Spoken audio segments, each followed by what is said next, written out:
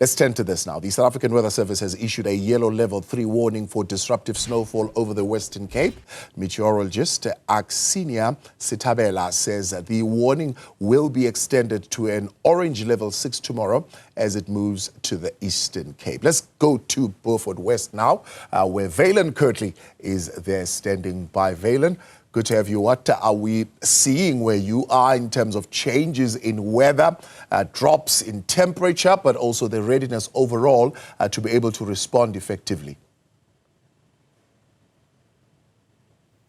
Thank you very much, Thabo. Well, what you're seeing now is the clouds where the farmers are expecting the adverse weather to actually be coming through. They're expecting definitely some sleet. And in fact, there have been warnings that the farmers can expect up to 30 millimeters of precipitation. 30 millimeters of snow in this area. We're actually in the Newzroom Mountains, so this is at about 5,000 meters above sea level, so really high, and this is where they often see snow every single year. Gerald Minnar has lived on this farm his entire life, and he explains to us how he has been preparing. Thanks for chatting to Newzroom Afrika. How have you been preparing for this, which often comes, and specifically with the warnings that you've been receiving over the last couple of days? Thank you very much. We are very lucky with having the apps we have today.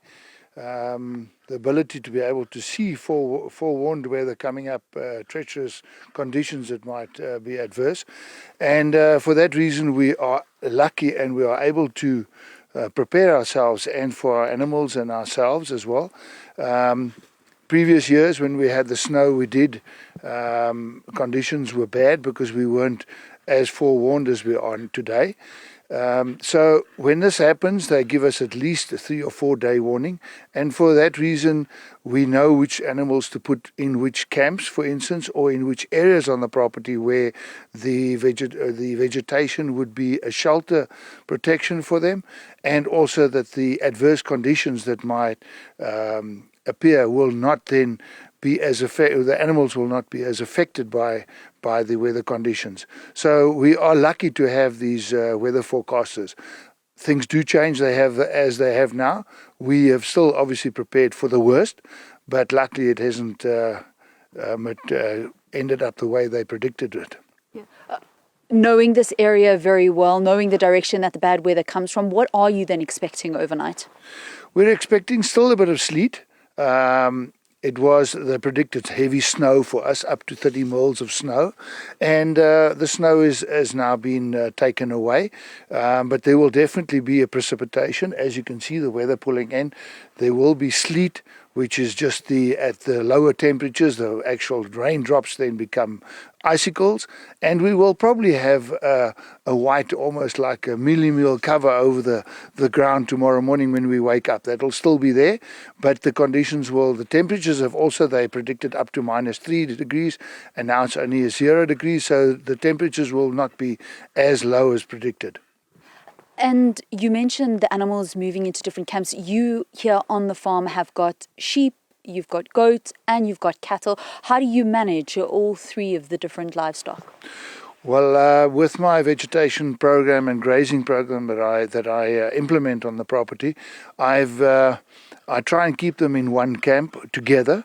So to move them to a camp which is basically sheltered for them and in the area where the weather conditions would not affect them that much, the whole herd of sheep, cattle and goats then would move to that camp, and we put them in that camp in advance.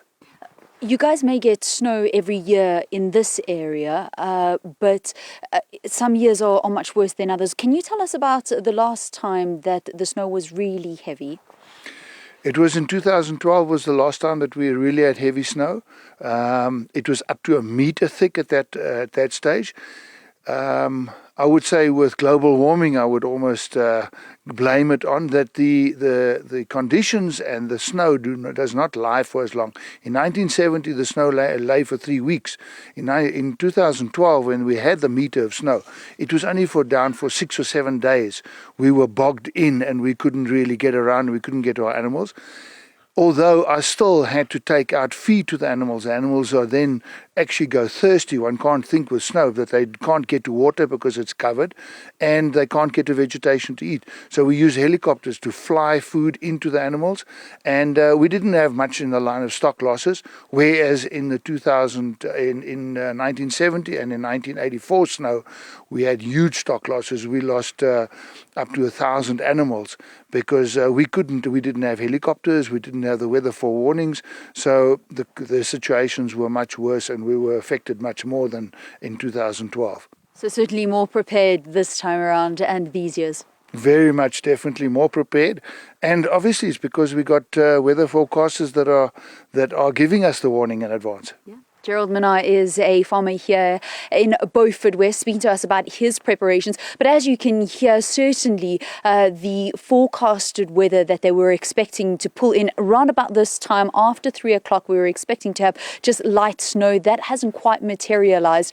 Even in the city of Cape Town, they're warning for disruptive rain earlier on today, also being taken away. So I think the weather, the weather pattern or the weather system that was coming over the province certainly has subsided, but they are still expecting some cold weather, and we will be here overnight to see just how much precipitation falls, sleet, snow, but you can feel it is a little bit chilly here, Thabo. Vaylen, Kirtley, appreciate your intervention this afternoon.